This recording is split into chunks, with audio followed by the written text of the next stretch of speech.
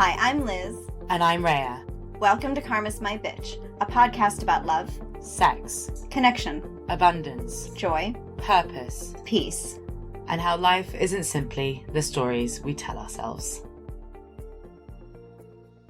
I had a dream last night I was pregnant. Those dreams are typically like, new life. Oh, is that what it is? I've had them quite a lot recently. Yeah. But change, etc. Yeah. But when I look at the kids around us these days, and I watch more kids being born, and like part of me thinks like, whew, strong move. But then I just think like, how does life in 5D look like with kids? We've only ever been brought up in separation. So I can't really imagine what children in 5D and remain in 5D.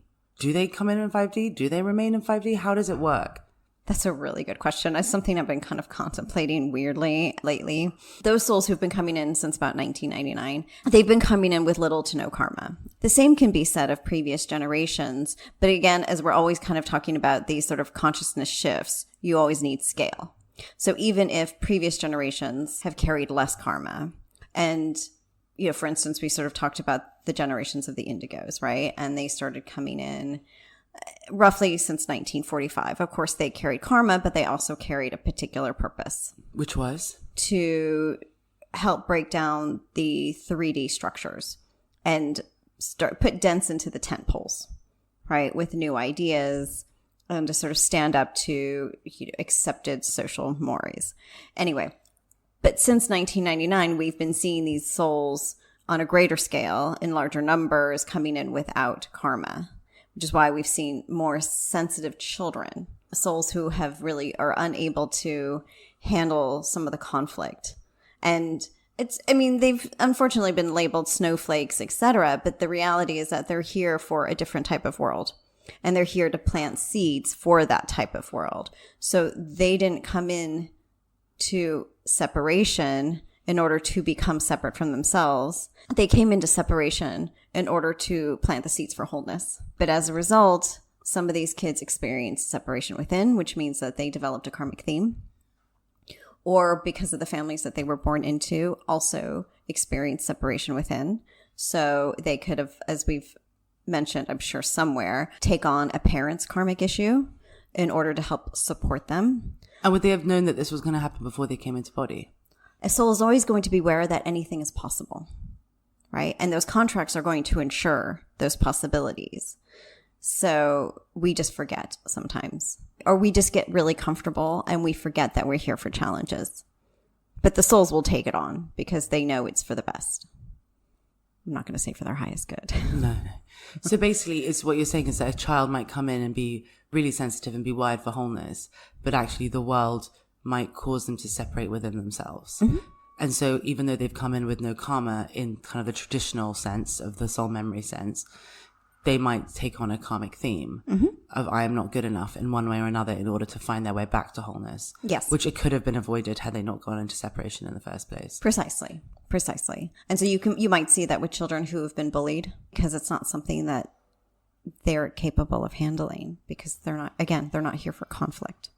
So when they experience separation like that and that level of conflict outside, it runs so counter to their internal wiring for wholeness.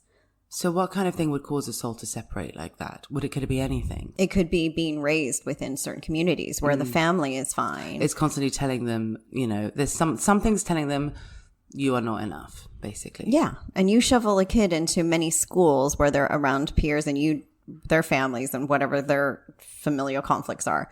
I mean, it's anyone's guess. Fine. Yeah. Fine. When we think about like how to keep kids in wholeness, we have to really consider what are the 3D values that end up getting passed on to them, which is what helps or what contributes to their separation. There's ultimately at the root of 3D, three things. Mm-hmm. The first is currency, which is I have something you want and vice versa. Fine. Right? Because that feeds the... It's all the negotiating, the bargaining, the you're taking from me, I'm taking from you, and I'm paying you for it. And you're not good enough to have everything you need. Right? Mm-hmm. Yeah. So the second is influence, which we see a lot which is the ability to manipulate perception for the express purpose of acquiring more power. Like, I'm going to gaslight you into believing this, and then you're going to give me all your power. No, it could be as simple as somebody getting paid to do a TikTok, right? To further some global agenda, or it could be a personal agenda, and that's good enough. And then I see. So literally just like, will you pretend that these vitamins changed your life so that more people buy these vitamins? Yeah. Okay, fine. Yeah. Can we scare younger generations into fearing for their future? Fine. Right.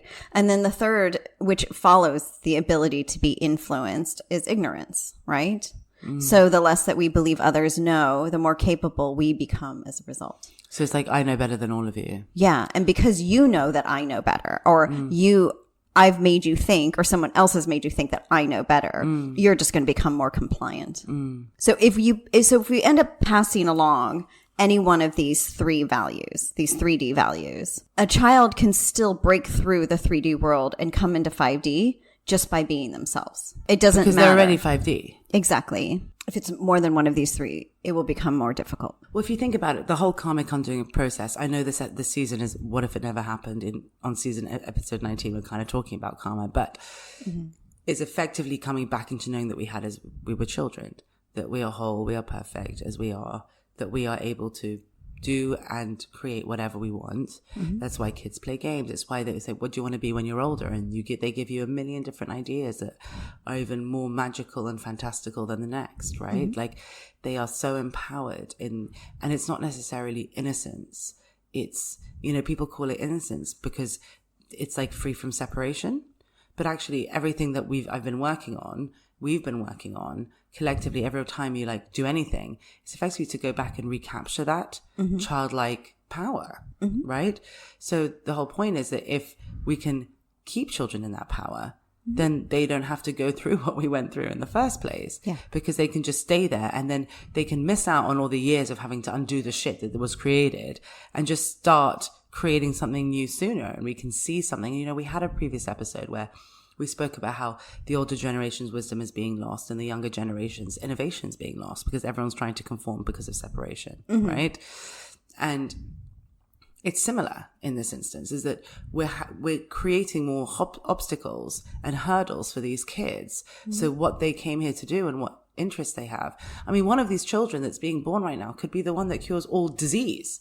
But they're going to be too busy having to undo why they don't think they're good enough to cure all disease before they get round to curing all disease. I mean, that's like, think about it that way. Yeah. No, for sure. Because they're too busy thinking that, someone else has, the right education that I don't have, so I can't cure all disease. Or I've read somewhere and I've been told many, many times that it's impossible to cure all disease, and they must know better than me. So we've stripped away the power of someone to really like change society because of our crap.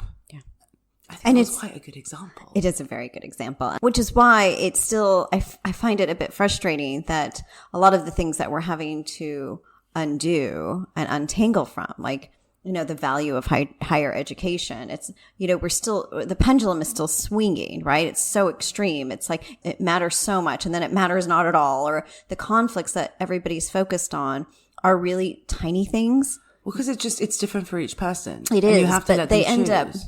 But the problem is that what's happening is that people are focused. We don't want to say on the wrong issues, but they're so focused on the micro issues that they're failing to see the bigger picture. Which is that none of fixing what they think could be fixed, either because the problem is race or the problem is money.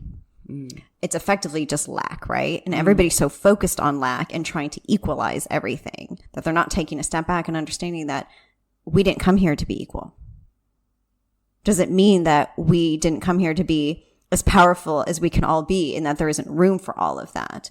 But the focus is applying 3D solutions to problems that 3D created in the first place. And in trying to push kids to conform, or these younger generations to conform to older standards, right? And eschew their own personal values is really it's just kicking that can down the road. So, which is why our progress has been slowed.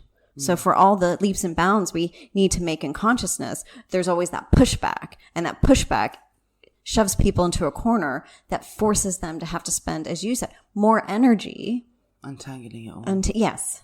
But also, it's not like these things are always coming from the worst intentions. And I get that. And I have time for that. And I have the compassion for that. But actually, if we just focus on letting people have the confidence and courage to just be themselves and remain themselves, it wouldn't really matter. Because some people might be like, you know what, I really want to go to university, or I really don't. Whatever it is. Like, and I'm not saying that, yes, there is a lot of inequality currently in the world, but separation has made it so, right? There's people who amass wealth and just hold on to it, and there are people that don't have any. So if we're actually dealing with a bigger issue, i.e. separation, and then all the other things will kind of fall underneath that instead. It's kind of the other way around. It is. I look at the kids around me and I just see these beautiful souls who just want to play.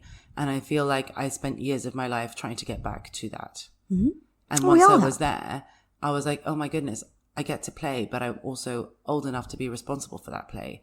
That's the fucking perfect mix. You know, why does one person's path have to be right and another's have to be wrong? Why can't everyone's path be the one for them? Right. And 3D separation, because everything had to feed into the tent poles, separation just by definition had to separate everybody, right?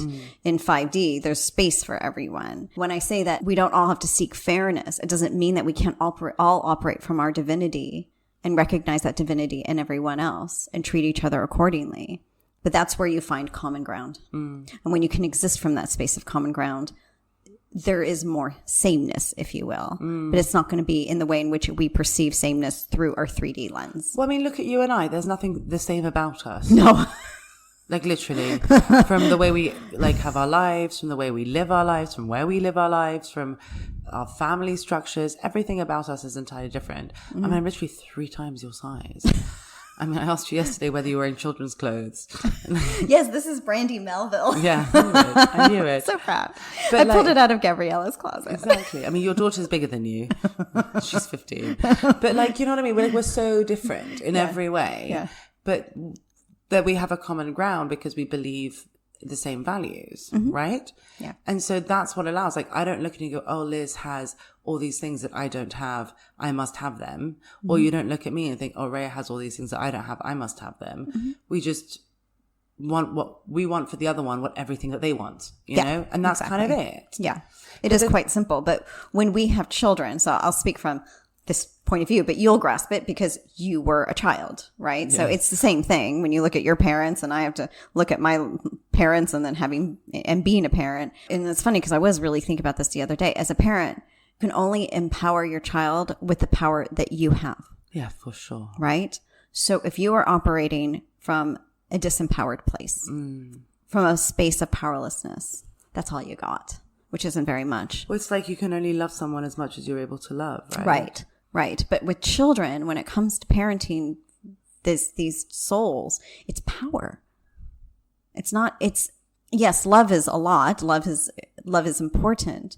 But the reality is that in order for a child to become autonomous, to have their own agency, they need to remember their divinity. And if a parent is not remembering their divinity or coming from that place of power, that's it. That sets the child up already. We wouldn't say for failure, but more like for challenges, maybe extra challenges they wouldn't otherwise. Well, the thing is that, you know, when you're talking about divinity and power, I'm in a different way. I want to give you the confidence and courage to go for your happiness, whatever that may be. Yeah. Right. And while love might light the way for that, great. Like, it's that desire for the happiness that really pushes us to create stuff and maybe create stuff that hasn't been done before, or find ways of doing stuff where we can have it all, as it were, all for us, not all as the society deems what all is. I wouldn't say that it's a big regret of mine, but it is really, you know, my son was bullied in a variety of schools, public, private, etc. Clearly there was just something to work through, and there was karma there. But it made me reflect a lot on schools, on what we put our children through and why, and their choices as well, and having to honor them, right? Even if they don't make sense. Ultimately, a soul will decide what is going to help them come into their own power. And it does take a really strong, powerful parent in order to support and bear witness, even if it's something that they might tell themselves, well, I wouldn't do that, or somehow that doesn't make sense, right? And so if you've done that for yourself as an individual, that's what enables you to do it as a parent as well. Yeah. And giving that child the freedom necessary, as you said, to pursue their happiness or whatever lies on the other side of what they're experiencing is key. And what we're seeing right now is children are less free than before because technology has connected them in a way in which they can't completely extricate themselves from social pressures and familial issues or whatever, that we have to find a way to support their freedom. And for that, I don't yet have a suggestion or solution. I'm sure it will come up in a book. In some episode, we talked about the birth rates coming down, right? And again, people are really worried. There's a lot of conversations about fertility and infertility and what's driving that. For a variety of reasons, people are trying to understand the lowering birth rate, especially in the West. Mm. And the reality is that there are just a lot of souls that will not come in until people become more conscious. Because without conscious parents, what is a soul going to do except just repeat the separation cycle, which is well, to be honest, I wouldn't be up for it. No. So I get it. So all the kids that do come through, they're willing to repeat the separation cycle? No, they are pairing with, there's 3 reasons that they'll be born to the parents they are. One is because those parents are committed to consciousness, right? And a path, either because they're on mission or their purpose will support it. The second reason is because there are souls probably up until I'm seeing about 2040s that are going to come in for the separation experience still, because this world is still quite entrenched in separation. They might be born to parents and in countries in which separation rules. They'll do that for obviously their growth and evolution and for healing. And the third reason would be to hold space for this change in consciousness, this rise in consciousness, and it really doesn't quite matter who they're born to. As we said before, this consciousness shift is not guaranteed. It will still continue to be a work in progress for quite some time. So even though we offer years and certain periods in which, okay, well, this is when the bigger leap will come. This is when this foundation is supposed to be established, etc. Again, it's always scale-based. So maybe we'll get there, maybe we won't. There's always going to be opportunities to understand why we had the values that we've had. And so we're just going to keep confronting that. But what won't serve us is if we keep feeding the younger generations, first of all, the responsibility for what is effectively our problems. Because the mistake that most people are making at this juncture is just expecting them to fix things. Because the new generation always does. But actually, if we give them our problems, they're not going to have time to fix anything else. The reality is they're not wired to fix our problems because they're not wired for separation. So they don't have that in them. They're just wired just to bring in something else. And so what are you going to do? It's very, I don't even have a better example. It's a very apples and oranges kind of relationship. And so there's just a massive disconnect. Can I ask you something? And I think I'm okay to say this. You can tell me if I'm not. No, you're fine. In our first session together, a long time ago, you said to me the one thing that I hadn't been wired in for me was compassion. Right? Yeah. And that I hadn't had that wired in because it'd been so long that I needed to remember it for myself. Right? Fair. Okay. Yeah, because a lot of is that what you mean by not wired for separation? So I didn't have the compassion so I could manage in separation? Is that what you meant? Yeah. Yeah. And we're looking at souls even born as late as 2004 who were not wired in for compassion. I'm telling you, a lot of those kids would have chosen another alternative to living because it got hard and it got ugly. Okay, fine. Yeah. And so is that what it is? That like these younger souls just have compassion wired in? Oh, completely. Entirely. So it is what it is. And it is. But the problem is that compassion gets exploited and they're looked to not just for the compassion, but to take that wiring and turn it into empathy, but such extreme empathy that it becomes emotional manipulation. And so they sadly and unfortunately, either because of misguided parents or community leaders or people who, again, just really want to exercise influence, and spread ignorance, that they become so manipulated that they'll support whatever cause they think will make other people happy, right? Will bring peace, or will somehow further a sort of 5D value, when ultimately, as long as these children are free, as long as they're able to express themselves fully, unencumbered by their parents' bullshit or their community's bullshit. Exactly, and the community's bullshit, they're going to do a lot more than they've been capable of doing up till now. And so really the answer is, if you want to help these kids, help these younger generations, is let's get rid of separation, not make them our warriors and choosing a side in separation. Exactly. Let's heal the separation within us if we're around them, and let's help heal this. Let's help heal the separation outside, and they'll have a fighting chance. So, quick question: what was the point of this episode in the relationship scheme of everything? Because we feel like we've taken a real left hand for episode 2. Well, we can't talk about love and relationships and sex and marriage and covenantal unions and, why you don't have a prenup, or, why you marry for money without factoring in what about children? Okay. Because a lot of people need to really understand their choices in terms of bringing a soul into a world, or a choice to support a soul in these coming years, and where they go with that, because these souls are very purpose-filled. And the only way and the best way to support them so that they stay in their power is to be in our own. And I will tell you, as a parent, it is of two very different souls who are literally sun and moon, if that gives you a sense, right? Like, I know you know them, so, but they are truly so different that one is sun and one is moon. I can figure out which one's which, by the way. It's pretty obvious. I think it's pretty fucking obvious. And because of that, not only have they had to be parented differently, supported differently, and had various experiences, it has really been a challenge to keep them both in wholeness, to keep them both fully empowered. It takes up a lot of space. It takes a lot of energy. You've really got to be ready. Yeah. So that's why. Okay. Thank you for listening. For more information, articles, and inspiration, find us at karmasmybitch.com and at karmasmybitch.insta. And if you liked what you heard, please subscribe and leave us a review.